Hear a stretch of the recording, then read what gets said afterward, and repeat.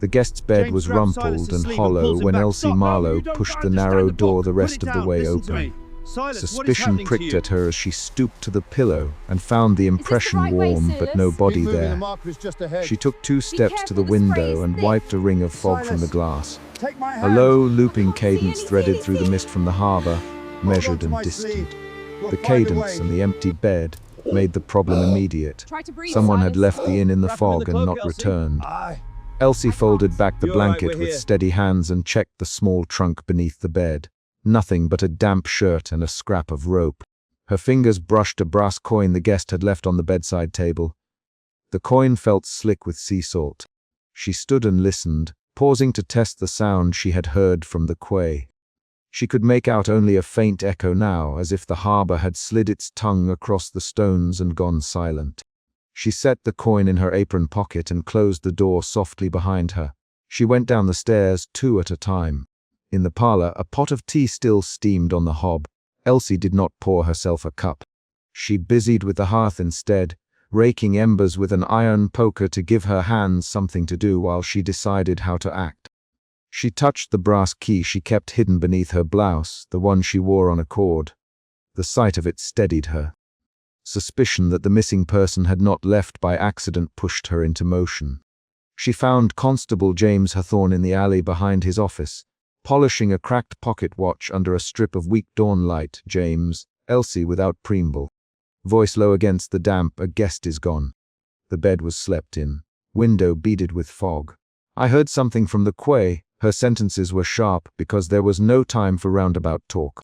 James blinked and put the watch aside. His fingers left a dark smear across the face. "Show me," he said.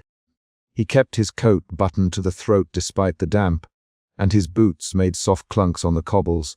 He walked with the deliberate gait Elsie had come to trust. When they reached the inn, he nodded once and followed her up the narrow stairs. The room smelled of sea, brine, and the faint tang of tobacco. James moved like a man cataloguing facts, the hearth cold, a bowl still half, full of porridge gone congealed, the window frame slick with fog. He crouched and traced a wet line on the sill with a forefinger. "Footprints," he said flatly. "Run to the back door and stop there." Whoever left did not go down the quay steps. His voice had the gravelly patience Elsie knew both as comfort and obstacle. They lifted the latch at the back door and found wet prints in the muddy yard that ended at the stone path leading toward the quay. A few gull feathers clung to the edge of the path. 2 townsmen stood near the gate when Elsie and James came out. Tom Grieve, a fisherman, and Amos Reed, who kept the nets in the old boathouse. Both wore the same thin look of someone who had not slept well. "Tom, we heard the sound again last night. Toward New Moon it comes low, below the gulls." His words landed like tossed pebbles. Around them the fog thickened, swallowing the tips of the wooden posts along the quay. James tightened his jaw. "Which way did the prints run?" he asked. He did not call the missing man by name. He catalogued evidence and left feeling for later. Tom pointed with a thick finger toward the skiff, where all the nets lay scattered. "We thought he might have gone to check a line." Then he halted, thumb rubbing the bridge of his nose. Then he was gone. They followed the trail along the quay, boots sinking into puddles. Elsie kept her shawl closed around her shoulders. The cadence came again, faint and layered now, as if several voices hummed in alignment beneath the fog. Elsie stopped and put a hand to her mouth. She had felt a shift inside her when the cadence arrived before. This time the shift tightened her breathing. At the moorings they found a small skiff half submerged and the fisherman's basket overturned on the wet planks. Nets lay in a scatter. A wooden oar rested against the gunwale. No man, no sound of singing or shouting. Only the cadence, circling them once, then retracting toward the deeper fog. "Search every boathouse," James ordered, voice steady. "Call names. Bring lanterns." He did not leave space for argument. The men dispersed along the quay, shouting the missing man's name until their voices folded into the fog and returned diffused. Elsie stepped closer to the skiff.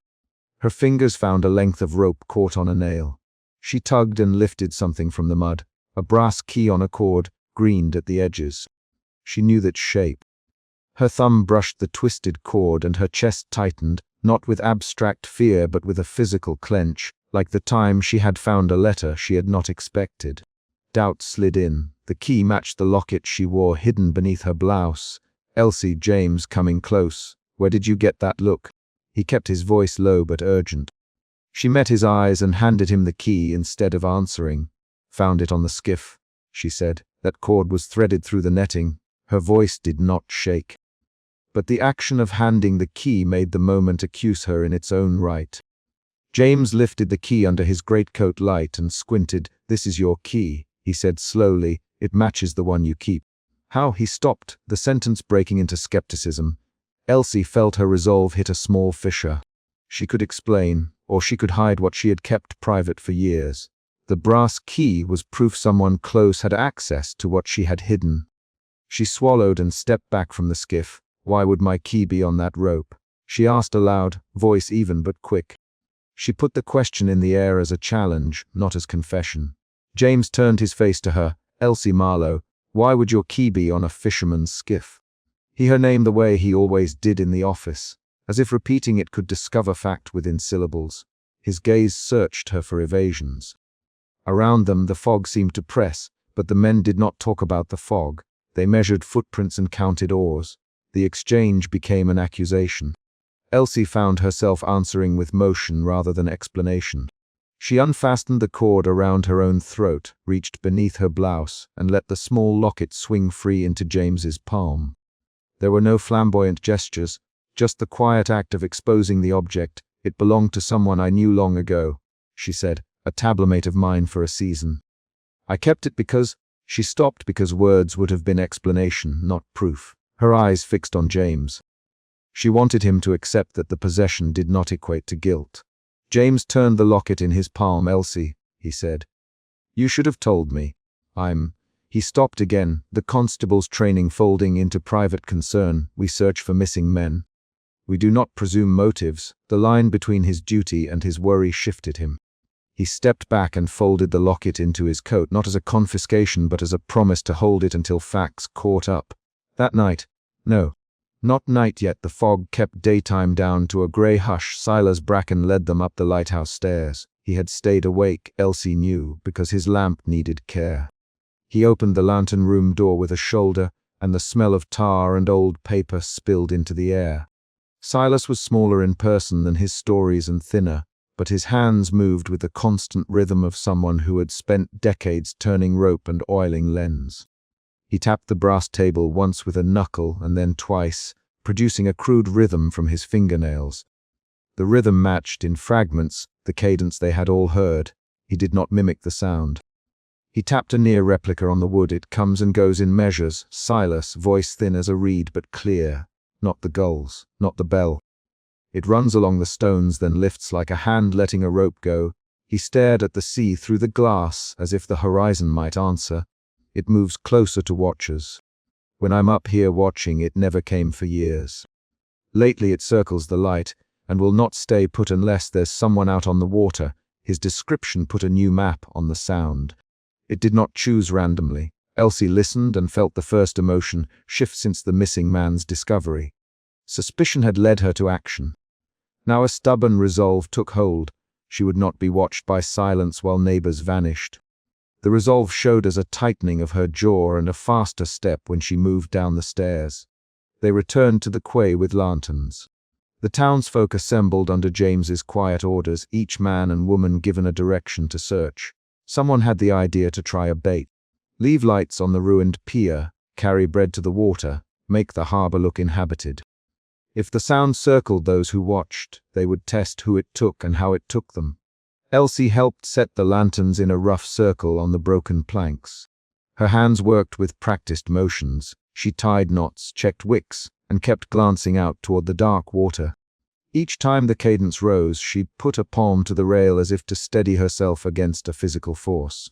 The emotion in her shifted again. Resolve gave way to a colder fear when the fog piled over the quay like a blanket tossed down. The sound did not merely circle. It rapped. Silas stayed at the lighthouse and tapped. "If it comes," he said, "I will watch and mark the rhythm." His thin voice cut through the hush. "If we can hear what it takes, perhaps we can stop it." He waited for agreement, not for praise. The fog arrived heavy and near to noon. Lamps guttered, and the light from the lighthouse became a halo that broke and smeared in the mist. Elsie stood on the pier clutching a lantern. James paced behind the line of men, eyes moving like two searching blades. The townsfolk called names again, voices brittle. The cadence built into a layered chorus as it approached. It came now from behind the ruined boathouse, then from the far side of the quay, then above as if the sound itself had depth. It folded around them, and then reduced to a single thread leading to the middle of the pier.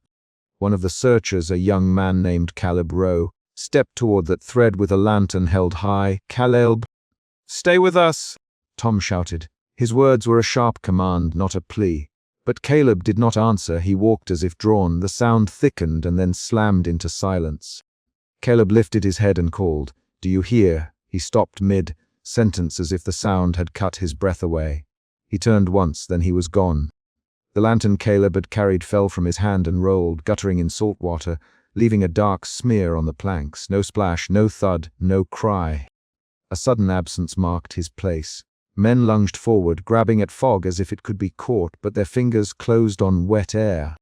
James cursed the fog and pushed into it, hands feeling for a shape. Elsie followed, moving with him step for step. The fog closed around their coats and left salt on their hair. They came to where Caleb had stood and found only one small object on the wood. A child's wooden whistle half buried in a puddle, its paint flaked off in small chips. Silas's tapping had stopped. He stood at the lantern room window, silhouette against the dim glass, and cupped his hand to his mouth to shout. But the fog swallowed the words. He was here. Silas finally, voice high with an H, and the sound took him while we were lighting the bait. The village gathered at the inn after they had combed the pier and the shoreline until the fog thinned into a grey smear. There were wet hems and hollow cheeks. James spread a map on the parlor table and pushed pins in the paper where the disappearances had occurred. His movement made the map a field of markers: Caleb's whistle, Elsie, setting the child's toy on the table by the map. The whistle felt small and absurd next to the brass coin and the locket. She did not explain why she had recognized it. She only set it down and placed her hand over the mark on the map where Caleb had vanished. There was a heated exchange then, an argument that turned sharp and personal in the parlor's half light. James accused the fishermen of leaving skiffs untended. Tom answered that the men had been on watch, keeping nets safe. Amos, the pier had been repaired last month, and blamed the council. The argument ran 3 to 6 quick rounds of back and forth, voices clipped and short. "You left the skiff loose, Tom!" James snapped. "We tied it as we always do, James!" Tom replied, "Someone was taken from under our noses." James, "Taken or left willingly?" Tom shot back, his face reddened. "Don't you dare suggest the boy left willingly." Elsie. She stood so that her shawl brushed the map. Her voice was small but sharp. Caleb had a child at home and a rope to mend. He would not have walked off a plank without shouting for help. She named him in full, and the room quieted. The exchange exposed old pressures. The village's frayed trust, the constable's duty to keep order, and the fisherman's fear of blame. In the argument, a new twist emerged. Amos, who had been quiet, said, "When the fog came before, I saw a shape on the pier. I thought it was a stranger. It had no face I could make out, but it left a scrap of cord." He described the little loop of cord, and his fingers mimed its size. James looked at Elsie then. "The cord, how long have you kept that locket?" he asked. The question like peeling an onion. Each layer promised a new fact. He wanted the origin to be literal. Elsie answered with another action. She unlocked the small chest by the hearth and took out a faded paper photograph, edges soft from handling. She laid it on the table where they all could see. The photograph showed a crowded pier from 10 years ago, faces blurred but a young woman leaning on a post with a locket at her throat.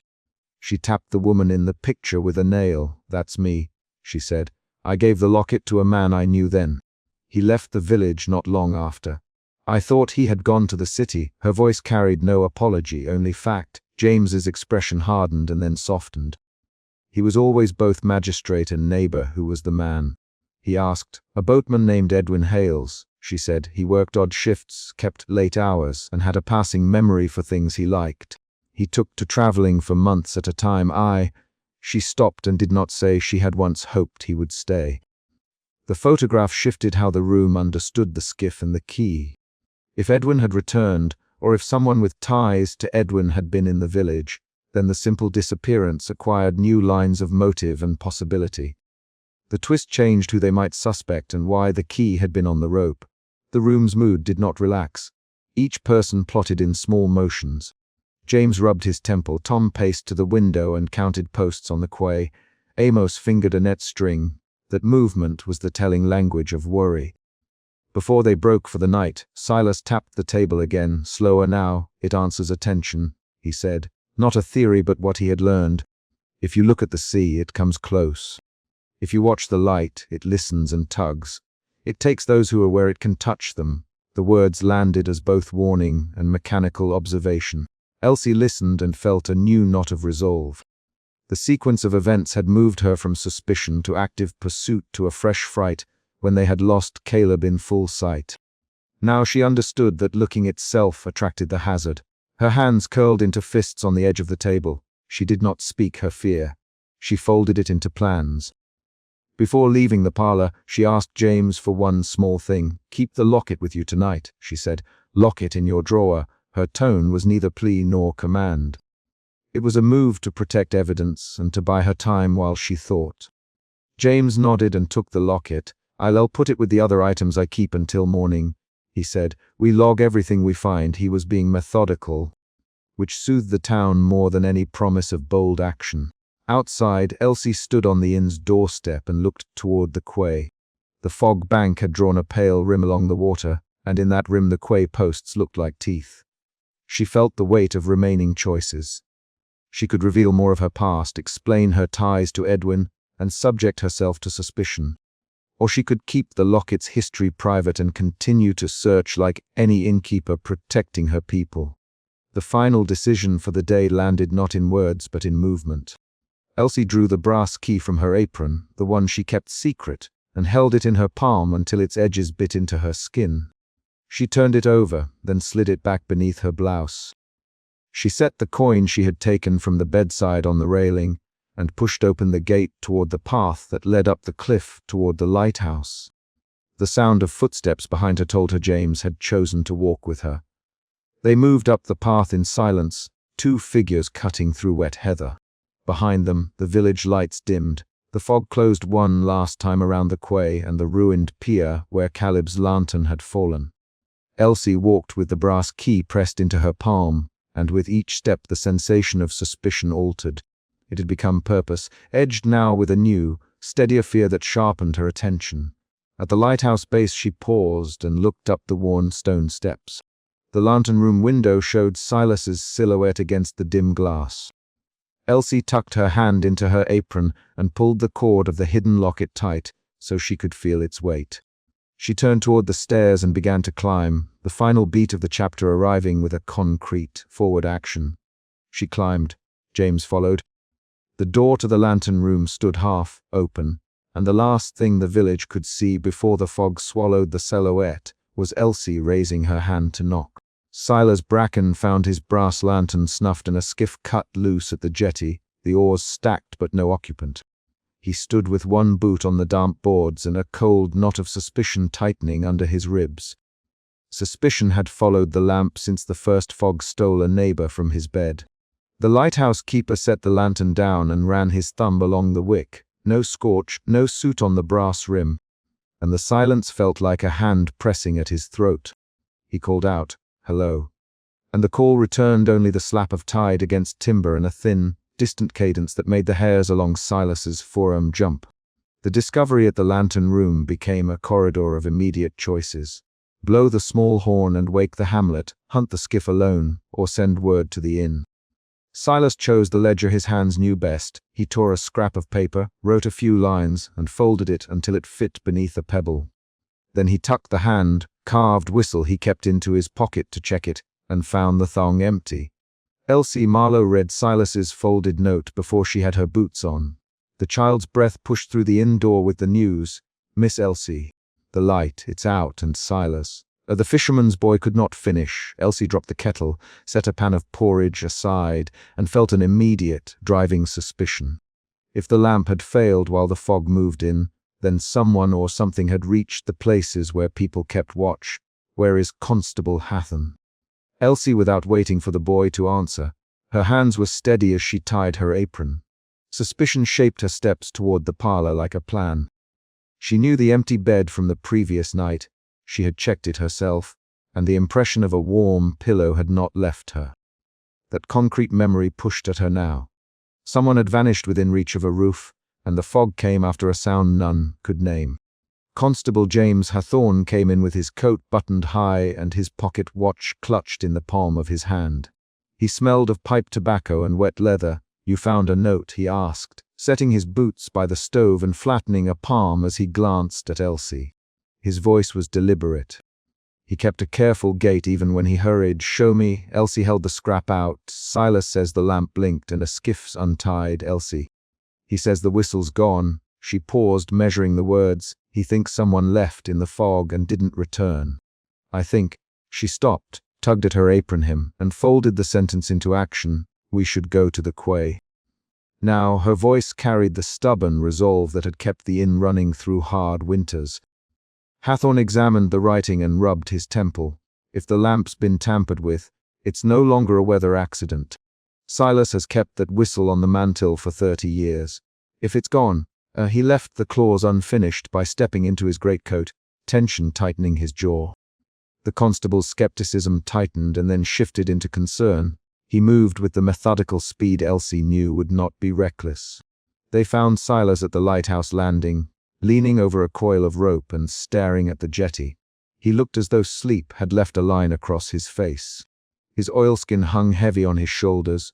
It came through the mastheads. He said without looking up, "Sound like a rope through a block, slow and low." Then the lantern went black. The whistle's missing. The skiff's cut loose and no one there. His fingers tapped the wood in a rhythm that matched the cadence they had heard the night before. "You saw no one." "Hathorn, no one," Silas replied, "only the sound. I went down, checked the rope. The skiff's lines were sheared clean, the cleat still warm from use. Whoever left did so while the fog held the rest back." He paused then. "There was a child's boot on the stones under the landing. Half buried, the line of his mouth thinned. The detail sat like a weight. At the quay, the three of them worked as a single unit."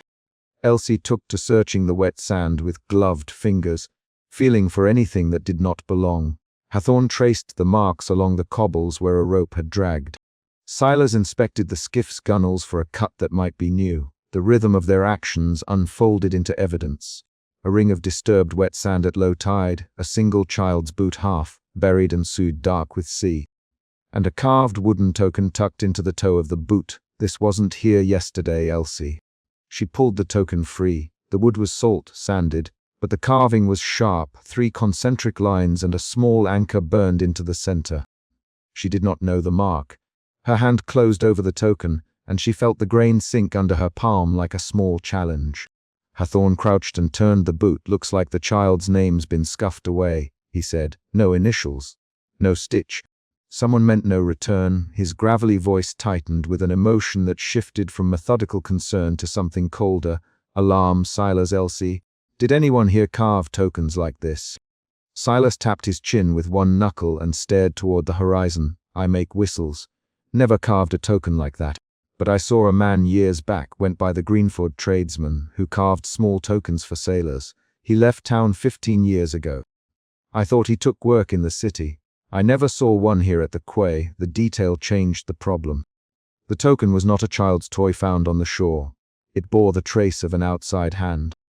They moved as though the token made a new kind of map. Hathorn suggested they compare the token with things in the inn. At the inn parlor, Elsie placed the token beside the ledger of bookings and the guest bench. The token's anchor glinted when the candlelight licked the edge of the carving. "If this belongs to someone who trades with our quays, or someone who wants us to think it does, then it's a clue, not an accident." Hathorn. They argued for a moment over tactics. "We post watchers along the pier," Hathorn insisted. "We cannot have anyone leaving in that fog. One watch won't be enough. If the fog comes and the sound circulates, we need a controlled light to bait it, Elsie. We set a line. We keep the hands free. We do not chase into the water blind." The exchange produced quick, sharp lines of planning. 3 to 5 spoken instructions, each with a place name or task. "Elsie, "You'll man the inn's back lamp. Silas, you keep the lighthouse running when you can. Hathorn will patrol the stones, they each other's names to pin responsibility to bodies." They prepared their stakeout by afternoon. Elsie cut strips of oilcloth to cover lantern panes so a narrow, steady beam could be offered rather than a wide glow. Hathorn checked his pocket watch, its face cracked but still regular, and strapped a coil of rope around his shoulder. Silas brought the brass lantern he preferred and a spare horn. The plan felt fragile, a machine built quickly from the tools at hand. As fog rolled inland that night, the quay grew difficult to see. The gas lamp at the jetty threw a circle of pale light into the mist, but left the rest of the stones in shadow. Elsie stood with her back toward the inn and a rope in her hands, ready to pull a marker buoy if anyone reached out from the water. Hathorn walked the pier with the slow, steady steps that made sound on the boards. Silas watched from the lighthouse stairs, his silhouette a notch of patience against the fog. They waited, the sound returned. It came low and lined with a rhythm that felt mechanical and patient.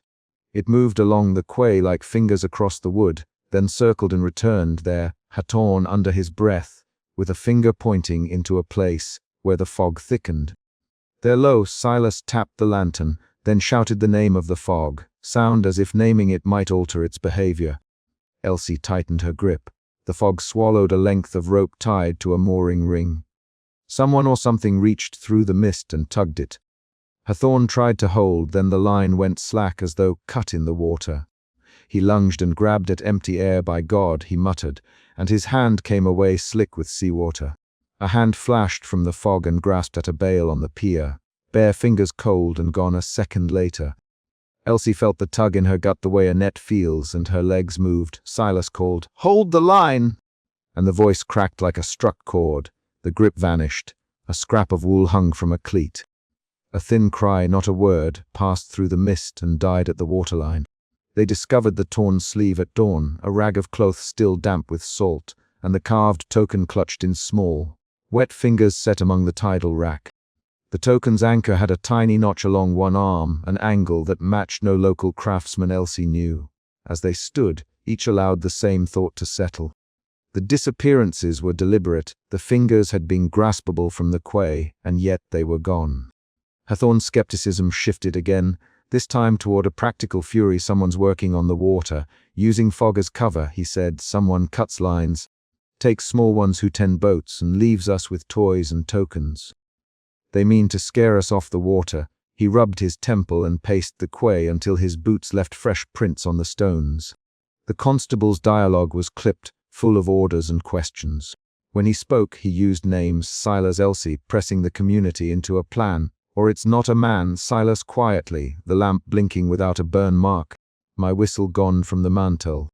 Whoever it is knows to move the small things that keep watch." His tapping rhythm returned. Harder now, the old habit of marking time against memory. The remark changed how Elsie saw the earlier bed. She pictured hands moving through the inn at night, silent in the way only someone who had practiced could be. They traced the recent disappearances on a sketch Silas kept of the coastline. Elsie spread the linen on the table and pinned the points with coins. The arc of losses fell tight along the same stretch. Piers, net houses, places where men worked near water and where children played at tide. Those taken watched the water. Elsie, laying a finger along the drawn line. "They'll go where the fog meets the quay. They always do." Her voice was steady, the suspicion now shaping into resolve. The emotion shifted. Suspicion, resolve, controlled dread. They needed bait. Elsie proposed a controlled light at the inn's edge and lines of anchored rope, a barricade and a decoy. Hathorn argued for more patrols. Silas suggested the horn could be used as a lure if hung above the water and rung at set intervals. The three names braided into plans. Elsie arranging the bait, Hathorn guarding the pier, Silas keeping a ready lantern in the shadows. Night fell again, and they set the watch. The inn's back lamp offered a narrow beam, a sliver of warm candlelight that tried to look like safety. Elsie stayed close to the rope she had secured to a cleat. Her fingers found the salt, crusted token she had tucked into her apron. She rolled it between her thumb and forefinger until the carving smoothed under her skin. The token felt like a promise and a question at once. When the fog rolled in this time, it came thicker and faster. The sound arrived and circled like a hungry thing. The bait light flickered, then guttered as though a breath passed over the wick. Hitching her shoulders, Elsie leaned forward and watched the rope.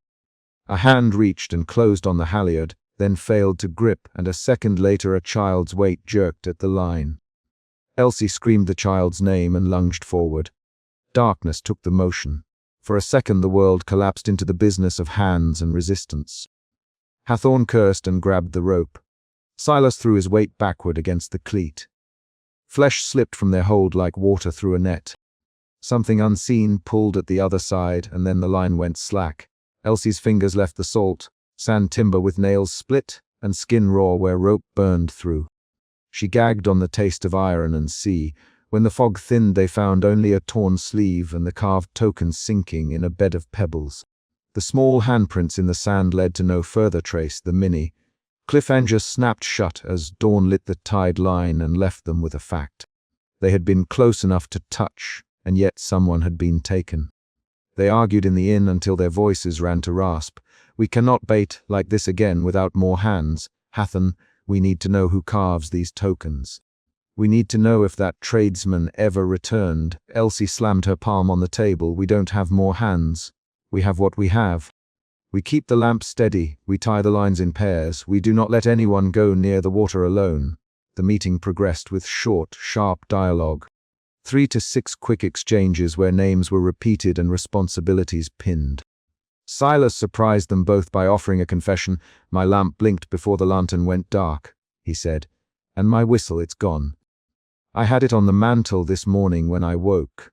I found a scuff on the wood where it sat. It was as though someone lifted it with a cloth. I thought at first someone stole it for trade. Now I think someone wanted it gone." His manner was quieter than before. The admission shifted the blame from weather to tamping hands. Hathorn frowned. "If the whistle was taken, why leave such a carved token?" he asked. Silas tapped the table in his odd rhythm. "Maybe the token's a calling card. Maybe the token shows the person who took them how they trade. It changes things. It says the taker is studying us, mocking our watches, leaving a piece so we must look for meaning." The twist reframed the earlier discovery. Tokens were not accidentals but deliberate messages. They examined the ledger and the guest bench again, the token between them like a small accusation. Elsie held it up to the light and saw a tiny notch on the anchor she had missed before. Her stomach tightened. She remembered a man who had left 15 years past, a carver that Silas had mentioned. The name slipped out of her. "Greenford," she said. "Greenford carved charms for sailors." Silas confirmed. He taught at the shipyard, then took work in the city. If a hand like his returned here, he'd know where to unsettle men who watch the water. He'd know to take the whistle that calls for help and leave a token that says, "We came." The new understanding altered their plan. They would not simply guard the light. They would set a trap that acknowledged craft and false signals. Elsie wrapped the salt-crusted token in oiled cloth and hid it beneath her apron. "If Greenford or his like thinks this town will scare away, we will answer with what they expect us not to do. We will watch together, and we will watch differently." Her resolve changed into a firmer plan. They arranged for the night to come with 3 lanterns, one at the quay, one aboard a small, securely moored skiff, and one hidden beneath the boathouse eaves. They paired hands to lines. Nobody would approach the water alone. Hathorn took the pier. Silas agreed to keep the lighthouse lamp until dawn, and Elsie she would remain by the inn light and signal if anything moved. The plan was small, concrete, and immediate. Morning found them with salt in their hair and sand in the seams of their boots. The carved tokens sat on the inn table like a promise they had to keep. They counted heads and names and checked joins in rope. The arc of disappearances narrowed but did not end. They were not finished. The chapter closed on a concrete act. Elsie slipping the token into her apron and tying the knot on the cleat by the inn, making a small, practical vow rather than a speech. Her fingers went to the knot and then to the wool of her shawl. She walked to the quay and planted her boot where the child's had been found, feeling the cold grit underfoot and watching the black line of tide. They left the token where they could see it, and the 3 of them watched the water as if that simple gesture might keep the next fog from taking anyone else. They found the brass lamp cold on the floor the moment Elsie shoved the lantern room door open.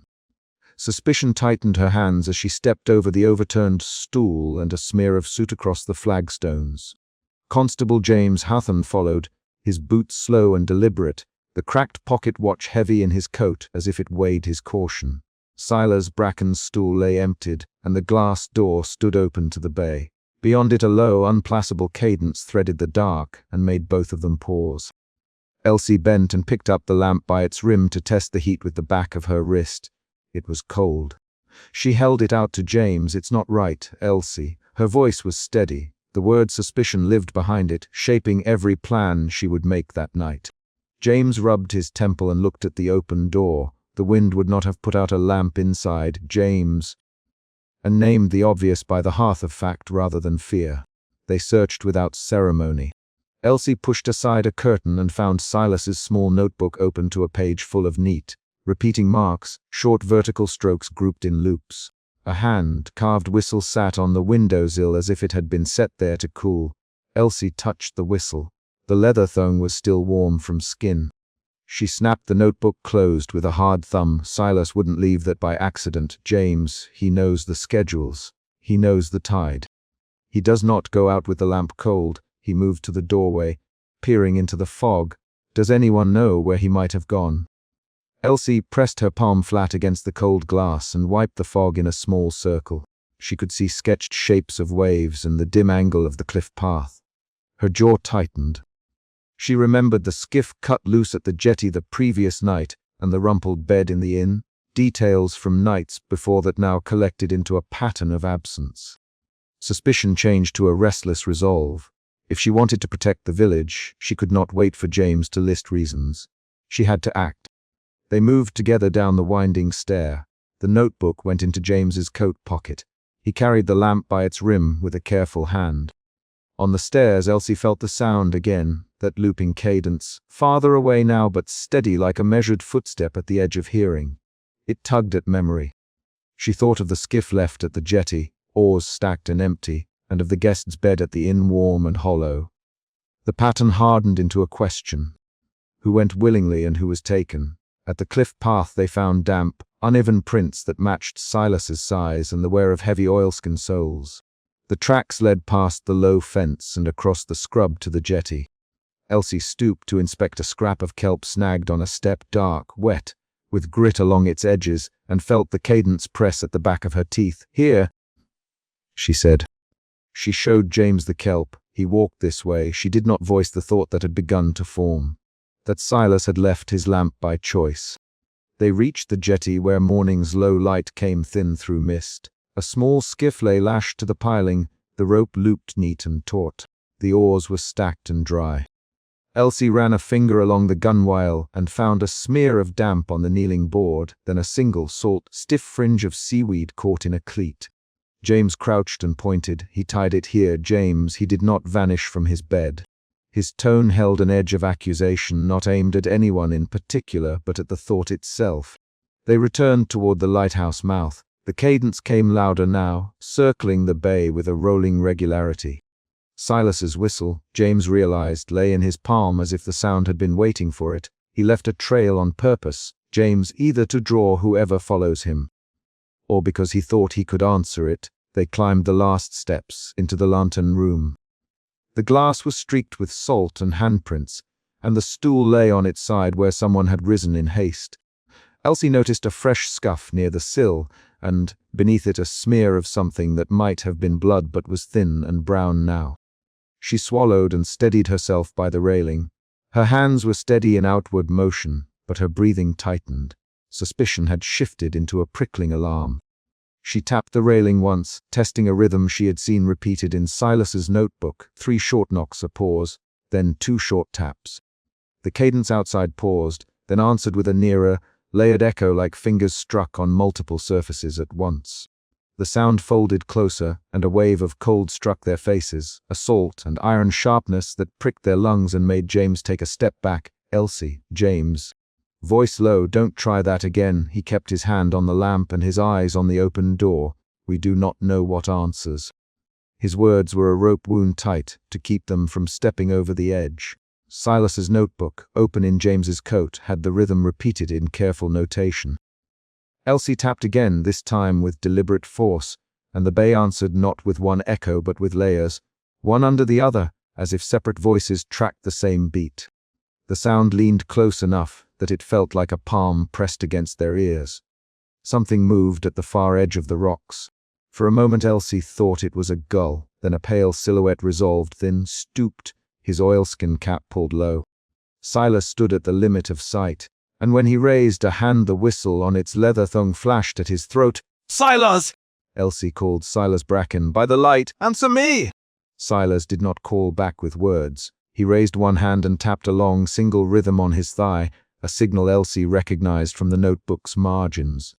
He took a deliberate step toward the fog and stopped. His body did not tremble. His face, when he turned, had salt crusted at the beard line, and one eye glinted oddly in the weak dawn. James moved forward with a caution shot through each step. "Silas, James, don't go. Come close, for God's sake." Come to the jetty. Silas's hand found the whistle and put it to his mouth. He did not blow. Instead he held the whistle and looked at Elsie and James with a small, thin smile that carried neither reassurance nor accusation. For a breath neither of them spoke. The cadence swelled across the rocks and then, unexpectedly, stopped. In that sudden silence, Elsie understood a detail she had not yet allowed herself to name. The cadence answered when it recognized a pattern. It layered when a pattern matched. It tightened when someone imitated it. The rhythm, Silas's notebook, and the whistle were not only traces, they were a language of approach. She stepped forward and said, "Why did you step out, Silas? Why leave the lamp?" Silas's voice was thin. "It called me," he said. He set the whistle back on its thong and shook his head once, not called like a man calls, but like a bell pealing. "I thought I could learn it. I thought I could make it stop taking folk." James's hand closed on the cracked watch at his breast. "You knew, and you tried to match it. You led it with your own whistle." Silas looked at him without flinching. "I thought it would understand the signal. I thought I might bargain for names. I thought wrong." Anger flared in Elsie's chest, not reckless rage, but a sharp, practical fury. "You could have told me," she said. "You could have told the inn. People are missing." She gestured with her chin toward the village. "We found empty beds and boats. We cannot keep finding empty cloth and hope it means anything but loss." Her voice clipped. She pressed a hand to the locket beneath her bodice, where she would later hide the whistle. Silas's shoulders tightened. "I didn't tell because I thought I knew the sound. That's the whole of it. I'm old. I'm stubborn. I wanted to try and hold it at the rock, instead of letting it pull folk inland where the cliffs break." James shook his head. "You should not go alone. You should not tempt it." A wave of the cadence rolled in again, thin and close. It made a buzzing under the teeth. Silas swallowed and set a hand on the stone. "It wants steps," he said, as if that were a fact. "It likes answers. It likes motions." Elsie found the whistle on the sill and slipped it into her palm. The leather felt scuffed where someone else had gripped it, and the carved mouthpiece fitted her fingers in a way that made her think of small unknown things with a heavy weight. The whistle might be a key or a lure. Either way, it was now theirs to choose how to use. They tried to draw the sound back by lighting the lantern and reproducing Silas's taps. The flame took reluctantly, the wick cuffing a grey smoke that made Elsie blink. James called along the cliff with a raw, human voice. "If anyone's there, come in!" He made the call loud and simple. For a moment the cadence flinched, then tightened its loops as if testing them. The wind came with a face of cold salt and a taste of iron. The sound layered itself not just outside but within the glass, as though the bay had learned to echo between panes. The noise pressed closer. Elsie felt her ears ring. The lamp's light wavered. For an instant she saw in the motion of the sound a slant of movement at the far rocks, a shape stepping forward, then retreating. Silas straightened as if with a decision and took a single step into the fog. "Elsie, stop." James barked. The words were quick as an order and soft with worry. He lunged and caught Silas's sleeve, fingers closing on oilskin. 3 quick lines of argument rose between him and Silas, a prick of voices where the village's law met the keeper's stubborn intent. "Let me go, Silas. Let me see what's on the other side." "No, James, you stay. You stay where I can see you. You do not go into that fog." He pulled and said, "Silas! Listen to me. You do not go alone. You think you will stop it, James. Silas, you think your laws will hold what answers. The exchange was short, clipped back and forth lines that landed like blows. 1, 2, 3 rapid turns of pleading and refusal. Elsie stepped between them and put her hand flat on Silas's shoulder. Stop arguing, she said. Silas, you do not step into it alone. James, we will not wrestle a man when the fog can take him. We'll go together. The three of them gathered supplies without ceremony. A coil of rope, a spare oilskin, and Silas's small notebook. They tied the rope to the rail and to themselves in a line that felt both practical and symbolic. They descended toward the rocks where the fog lay low and damp. The path to the foreshore narrowed to single steps and jagged stones. The cadence hummed like a distant machine. Elsie's boots slipped once on algae. She steadied herself by the rope and took a breath that tasted of salt. Each step was an exchange of small physical facts: the rope's drag, the scrape of weathered stone, the whistle's weight in her pocket. And with those facts came a steadying logic. She herself that facts preserved life, fear did not. They reached the low ledge where the rocks fell away to water. A skiff scraped at the stones down below, empty. On a jut of rock Silas had left the jacket they'd later find, on it the damp pattern of sea spray and no warmth. Then at the lip of the fog Silas halted and looked back with a decision in his eyes. Elsie, he said, and named her by the name she had earned in the village. If you go, do not answer like them. Use the rhythm I showed you. Do not call with words. She nodded and tightened her grip on the rope. The cadence returned, layered and nearer, circling them like a thing deciding which voice to follow. James crouched and unrolled the rope between them. He looked at Silas and said, "If you step again, I'm taking you in by force. You hear me, Silas?" Silas smiled with no humor. "I hear you, James. I hear you all. I also hear it." The silhouette at the edge of the rocks shifted. For a heartbeat it seemed to elongate and then resolve into something smaller, the outline of a child, thin and drenched, or perhaps only an impossible angle of light. Elsie felt the old fear rise, not as a phrase but as the prickling across the scalp and the way her hands tightened. The sound answered her with a loop she had not yet tried. She tapped the railing in the 3-short, 2-short pattern. The bay responded with a nearer voice, and then the outline stepped forward and then backward, tracing the path Silas had taken earlier. Elsie swallowed and forced her mouth to a shape that would not call with human pleading. She struck the whistle into her teeth and blew once, a single clear note that cut through the cadence like a chisel. When she blew, the sound recoiled and reassembled into smaller, higher layers, like a chord resolving into single strings. The silhouette blinked and then, with tiny sudden motion, came forward as if drawn to the purity of the tone. Silas moved. He put his hand on Elsie's arm and nodded. "Now," he said, and his voice was so plain it carried more decision than any plea. He stepped into the fog. For a stretch of heartless time the world contracted to the rope between them, the rasp of their boots on wet stone, and the reedy echo in their ears. Then Silas's shape was only a pale smear, and the sound rose to a tremendous, near soundless pitch that made James fold his fingers over his mouth. Elsie followed until the fog closed around her. The rope bit into her palms. She could not see more than an arm's length. Inside the fog the world broke into pieces of contact. Silas's cough wet and shocked. The bristle of kelp underfoot. A small handclap of something hitting rock. Elsie heard Silas make a single exhalation that was part relief and part pain. She reached out and found his sleeve. It slipped through her fingers like oilskin in rain. Her breath came ragged. The cadence circled and then slowed, like a tide easing. She found herself on one knee with her palm pressed to a stone and Silas before her, coughing, his back bent. He had one hand clutched at his jacket and the other held the hand-carved whistle. His face was salt, streaked, his missing tooth glinting when he smiled in that broken way. "I thought I could walk it off the cliff," he said between coughs. "I thought I could bring it to the water and drown the sound." "I couldn't." James knelt and helped him up, Silas Bracken. James not with accusation now, but with a question that wanted an accounting. "Why did you call?" Silas's breath came in short, sharp pulls. "I thought if I could match it, and then move it over water, it might take to the sea and not the people. But it wants to be answered on its own terms. It comes when it hears the rhythm repeated." Elsie unfastened her cloak and wrapped it around Silas's shoulders. He shivered and then steadied. "We found your journal," she said. "Why those marks?" Silas lifted his chin and touched the smile line of his mouth. "They are practice for the way it hears us. I marked what matched and what did not. The others, the missing, I thought I could draw them back. I was wrong." A slow, metallic taste rose in Elsie's mouth.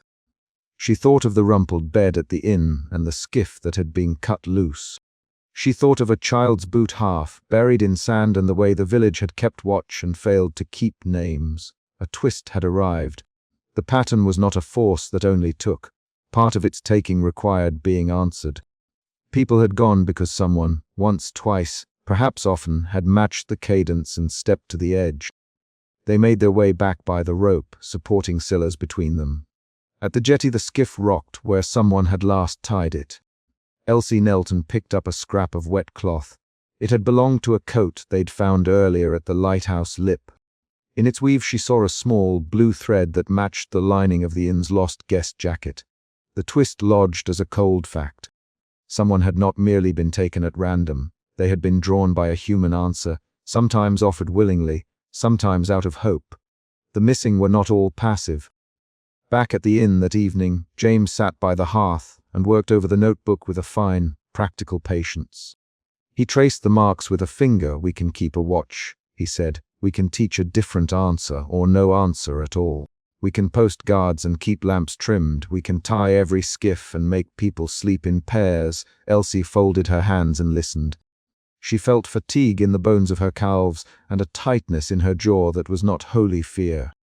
The emotion that had guided her from the lighthouse, suspicion, had shifted twice more now. Into alarm at what they might lose and into a determined, measured resolve to act. "We will do all that," she said. "And we'll place the whistle where it cannot be used in a hurry." She looked at Silas, who sat by the window with his hands folded. Silas reached up slowly and unsnapped the whistle's leather thong. He set it on the table as if it were a confession. "Keep it safe," he said. "Keep 2 of you on the light. Keep someone to answer the Coast Guard's questions in the morning. Above all, do not call back unless you mean to trade a name for another." James looked at him with a softness of exhaustion. "Who do you think it is?" "Silas." "What is it that asks?" Silas's eyes narrowed, and for once he used no old mariner's metaphor. "I think it is made of the place itself, and out of someone else's choices. It is as old as rock, but its appetite learns. It takes when we step forward in answer. We have been taught by want and by grief." Elsie picked up the whistle and turned it in her fingers. It fit the shape of her mouth and the hollows of her palm. She thought of the guests, of the child's boot at low tide, of a jacket returned empty. She felt a reluctant clarity form, an understanding that the pattern might be changed if answers were withheld or offered differently. They organized a watch that night. Elsie took the first shift at the lantern, James the second, Silas the third. They wrapped oilskins and drew curtains tight, but they left a small slit in one pane so that someone could listen without bringing a light to the lip of the glass. The cadence came as it had before, a rolling sound that approached, circled, and then receded. This time, when it came close, no one answered.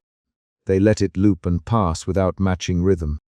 At dawn a fisherman found a child's boot half, buried in the wet sand below the pier, and turned it over in his hands. He brought it to the inn and laid it on Elsie's counter with his cap in his hands.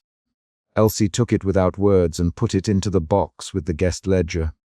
She pressed her thumb into the leather brand and felt the ridges. The presence of the boot did not resolve the question of who had taken the child or why, but it provided a concrete trace to follow. James wrote concise orders for the village watch and posted them in the square. "No one answers the cadence unless given a written clearance," he declared. And the rule held because he made the rule practical. Assigned pairs for night, lamp maintenance schedules, and a roster that put familiar faces at the light. Silas, who had tried to bargain with the sound, sat at the table and wrote carefully in his little book. He charted rhythms he had heard, marking which loops made people move and which loops made nothing but the sea. He scratched out a line and underlined it. "We will try to map it right," he muttered. "If it is a language, we must learn its grammar. If it is a hunger, we must bind it." He did not explain further and did not need to. His work was a small confession in ink. That night, before locking up, Elsie slipped the whistle into her hidden locket beneath her blouse. She thought of its carved mouth, of the way it had fitted Silas's palm, of the way it had organized the sound into answer and approach. She fastened the locket and then walked to the door with a measured step. She turned the key twice and felt the latch catch.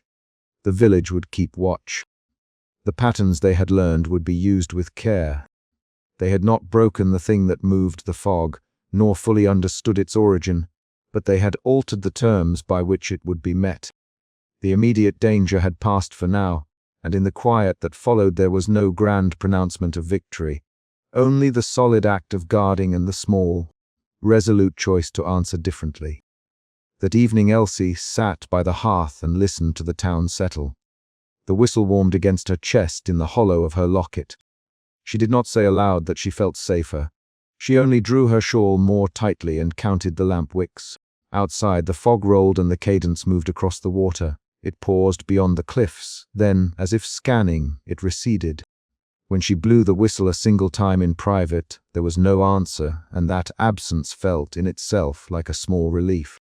She placed Silas's whistle beside her spoon for the night and turned the inn's key once more, feeling the solid metal against her palm. The latch closed with a dry, certain click that would become the village's new signal to hold fast. They had altered one term of the ledger. They would not answer blindly again. They had not ended the fog, but they had learned to keep names and to count watches. Silas slept in a chair by the stove, cuffing and steadying with each breath. James sorted the rope and the notebook into a drawer. Elsie put the child's boot into a place of respect on the shelf and then drew the curtains slow and sure. That evening Elsie slid Silas's whistle into her hidden locket and turned the inn key twice, the latch catching with a dry, certain click.